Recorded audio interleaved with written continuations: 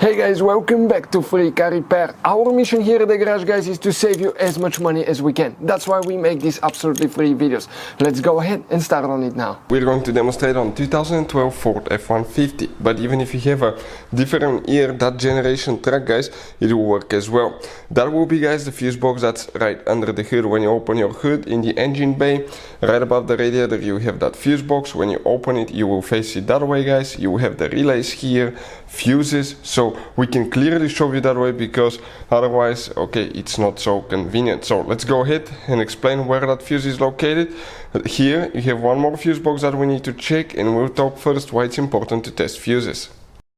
So let me explain why it's super important, guys, to test fuses. Fuses, not often you can see if they're burnt or they're good. Sometimes they may seem perfectly fine, you think it's a good fuse, you put it back in, and you end up spending money and time on parts and problems that do not exist, guys, when all you had to do, test your fuse, find out it's bad, replace it, fix your problem. So we will have a video how to test a fuse, okay, different kinds of fuses, and how to test relays, guys. We're going to put the link in the description of the video below, specifically to that video. Please check it out.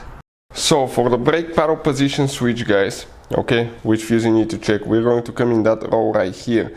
You can see this is the row, and we're going to check fuse number 46. So that will be that 10 amp fuse, that last fuse right here, guys, okay, right before the square fuse, guys. That fuse will need to be checked. Now we need to check one more fuse. The other fuse box is actually located inside the vehicle, guys, okay, on the passenger side by the kick panel, kind of like under the glove box on the right side. And when you open it, that's what it's going to look like. You can see right here, this is okay, this is, guys, okay, the fuse box. So what do we need to check now? You can see in that third row right here, we are going to come and we need to check fuse number 31.